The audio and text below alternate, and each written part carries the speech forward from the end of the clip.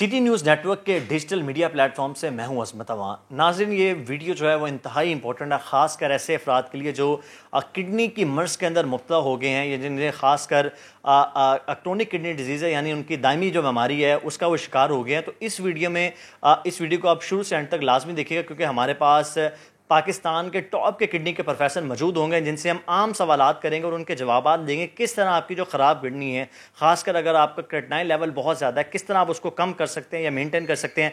और इस पर आज बात करने के लिए फ़िलहाल मैं मौजूद हूँ जिना हस्पताल में। मेरे साथ जिना हस्पताल के Sheikh Ejaz Ahmad trust kidney centre के जो हेड हैं प्रोफेसर शफीक चीमा साहब हमारे साथ मौजूद हैं। प्रोफेसर साहब, पहले तो बहुत शुक्रिया सिटी न्यूज़ नेटवर्क को अपना टाइम देने का।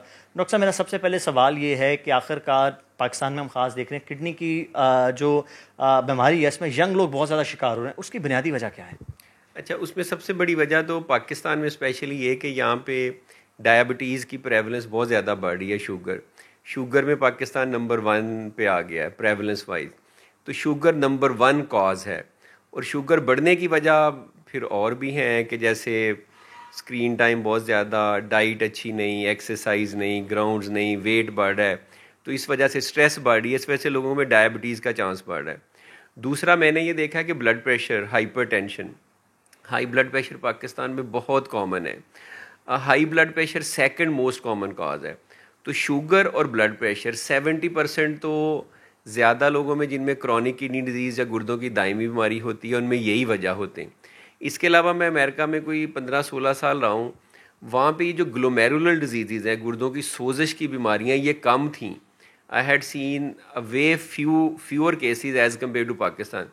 पाकिस्तान में फॉर वट एवर रीज़न इनका इंसिडेंस भी बहुत ज़्यादा है।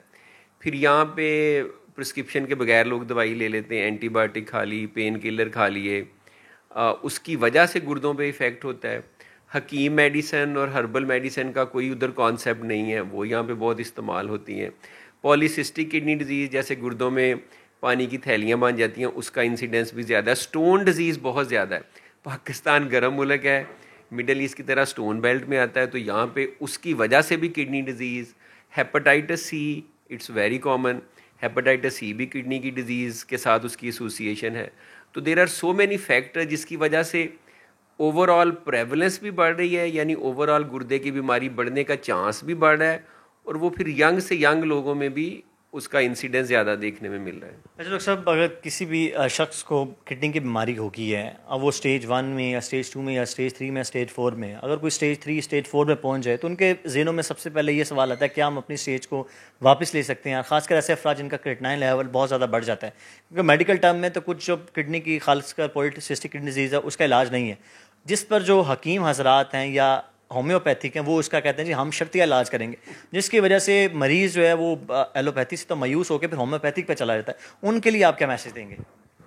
अच्छा, ये जो क्रॉनिक किडनी डिजीज़ है, गुर्दों की दायमी बीमारी, चाहे ये ब्लड प्रेशर की वजह से हो, शुगर की वजह से, पॉलीसिस्टिक की वजह से, इसमें जितना गुर्दों को डैमेज हो जाता है वो परमानेंट और इरिवर्सिबल होता है। कुछ केसेस में किडनी की डिजीज़ को रिवर्स किया जा सकता है, वो अर्ली स्टेजेस हैं कि जैसे स्टेज 1 या 2 में अगर बीमारी पकड़ी जाए तो उस वक़्त आप रिवर्स कर सकते हैं। स्टेज 3-4 में बहुत सारी चेंजेस आ चुकी होती हैं। कभी कभार किडनीज बिल्कुल भी ठीक हो जाते हैं, लेकिन वो गुर्दों की दायमी बीमारी नहीं होती, वो आर्जी एक्यूट किडनी इंजरी होती है। That is a totally different. अब इसमें लोगों की मासूमियत का और कुछ थोड़ा सा मैं कहूँ जहालत का फ़ायदा फिर हकीम हजरात उठाते हैं। वो उनको कहते हैं जी टेस्ट भी ना कराएं, कुछ भी ना कराएं, दवाई खाएं। मैंने ये देखा है कि उसके बाद 6 महीने साल बाद जब वो मेरे पास आते हैं तो उनकी क्रियाटिनिन 3 से 10 हो गई होती है, 3 से 15 हो गई होती है, और उस वक़्त वो कोई हेल्प करने को भी तैयार नहीं होता।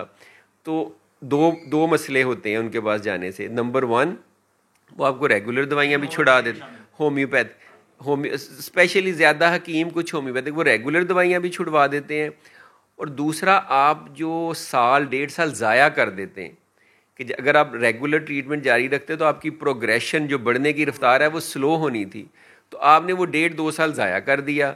अब आप में क्रॉनिक परमानेंट चेंजेस आ गई। अब मैं भी कुछ नहीं कर सकता, कोई अमेरिका का नेफ्रोलॉजिस्ट भी कुछ नहीं कर सकता, क्योंकि उसमें कुछ कर ही नहीं सकते आप।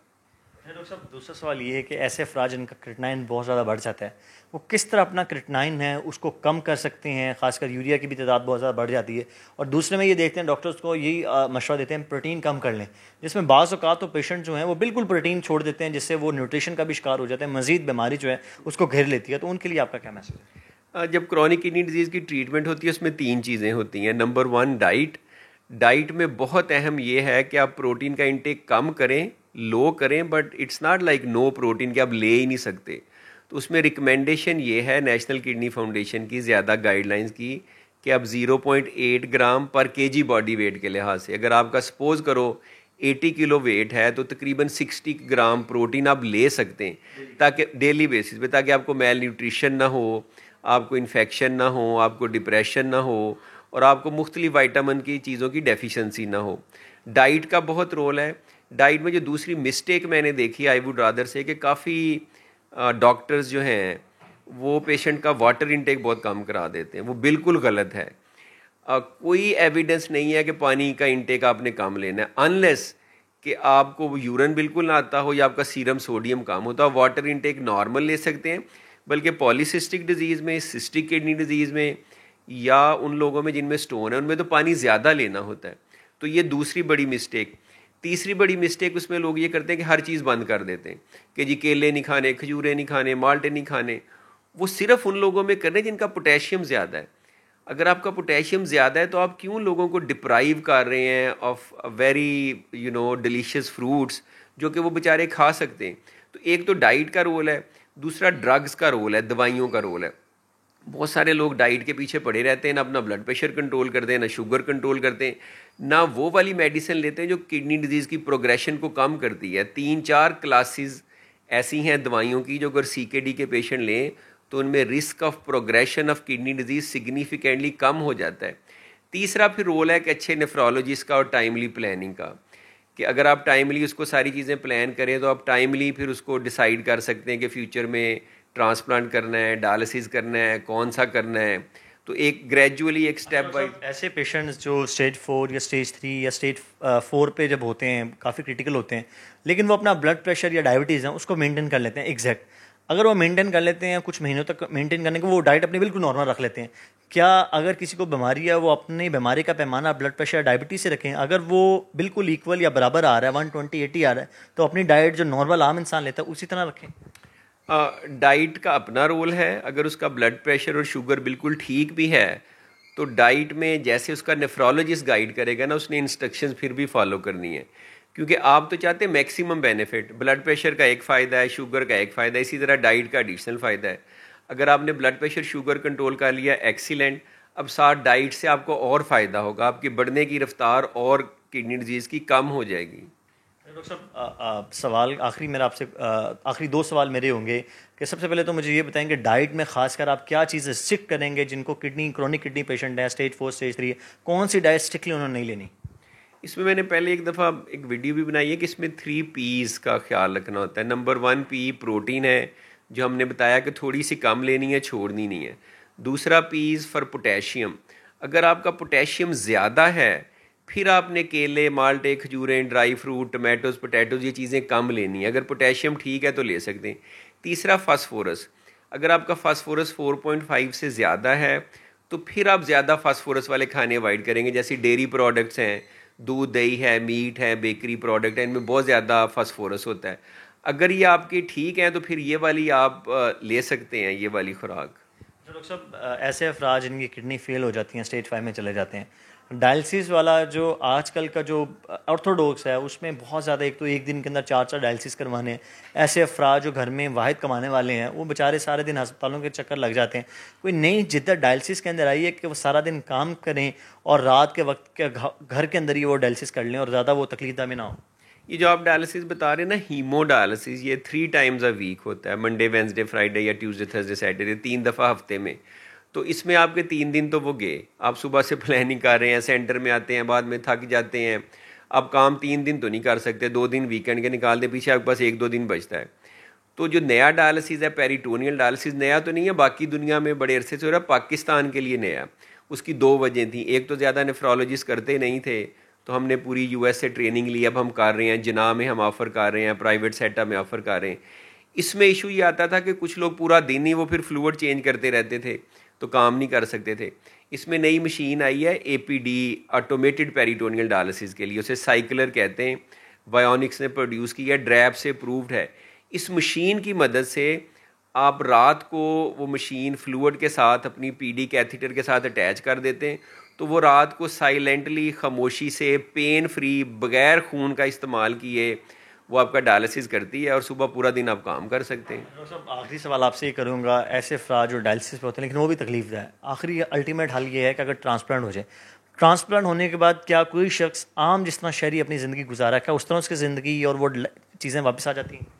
جی بالکل, ٹرانسپلانٹ کے بعد آپ کی کوالٹی آف لائف کافی حد تک کلوز ٹو نارمل ہو جاتی ہے. Transplant is the treatment of choice.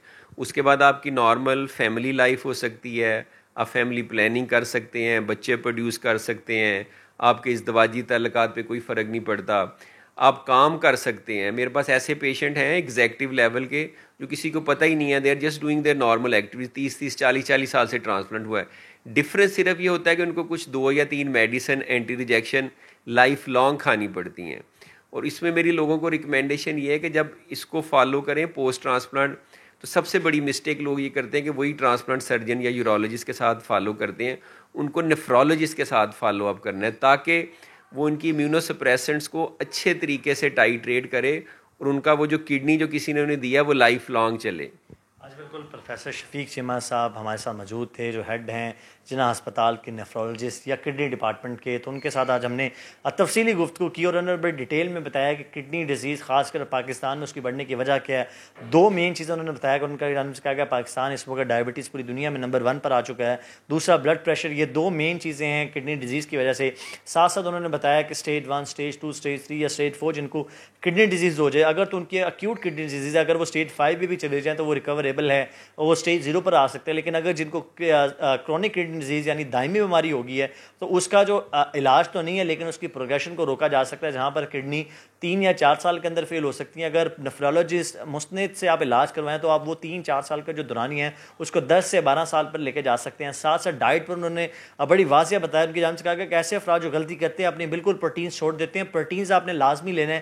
اگر آپ کا تقریباً ویٹ 80 kg بھی ہے تو 0.8 گرام کے حساب سے جو ہے آپ پروٹین جو ہے وہ ڈیلی کے استعمال کر سکتے ہیں. ساتھ ساتھ انہوں نے اگر بتایا کہ اگر آپ کا فوسفورس نارمل ہے تو آپ ڈیری پروڈکٹس ہیں وہ اس کو روٹین کے حساب سے جاری رکھ سکتے ہیں. اور آخری ان کا بڑا امپورٹنٹ تھا کہ ایسے افراد جو ڈائلسس آرتھوڈوکس وے سے کروا رہے ہیں ان کے لیے خوشخبری ہے کہ نیا ڈائلسس انہوں نے بتایا کہ اس کے تھرو آپ گھر کے اندر جو ہے جناح ہسپتال میں سب سے پہلے ان کو ٹریننگ دی جاتی ہے. جو افراد ڈائلسس کر رہے ہیں جب وہ ٹرینڈ ہو جاتے ہیں تو ان کو اگر وہ ان پریویلیجڈ ہیں تو ان کو فری آف کاسٹ جو یہ ڈائلسس مشین ہے وہ دے دی جاتی ہے. لیکن اگر کوئی پریویلیجڈ لوگ ہیں تو ان کو جو ڈائلسس کی جو مختص قیمت ہے اس پر یہ مشین حاصل کر کے اپنے گھر کے اندر ڈائلسس کر سکتے ہیں. اینڈ رزلٹ جو ہے جن کی کڈنی فیل ہو جاتی ہیں ان کا یہی ہے کہ وہ ٹرانسپلانٹ کروائیں, ٹرانسپلانٹ کے بعد وہ بالکل اپنی نارمل زندگی گزر سکتے ہیں. لیکن اس کے باوجود آپ نے اپنے نیفرولوجسٹ کے ساتھ ان ٹچ رہنا ہے تاکہ وہ آپ کو آپ کی جو میڈیسنز ہیں جس میں آپ کا امیون سسٹم بہتر ہے وہ آپ نے کھانی ہے تاکہ آپ جو ہے وہ زندگی جو ہے آرام سے عام انسان کی طرح گزار سکیں. اگر آپ کے ابھی بھی ذہن میں کوئی بھی سوالات ہیں تو کمنٹ سیکشن میں لازمی کمنٹ کریں. ہم دوبارہ پروفیسر شفیق چیمہ کو ملیں گے, آپ کے ذہنوں میں جو سوالات ہیں ان کے جواب ان سے دوبارہ پوچھ کے اور آپ کے کمنٹ سیکشن میں ان کا رپلائی کریں گے. تو اگر یہ ویڈیو پسند آئی ہے تو اس کو لائک اور سبسکرائب ضرور کیجیے گا. اگلے پروگرام کے لیے اپنے میزبان عظمت وان کو اجازت دیجیے. اللہ حافظ.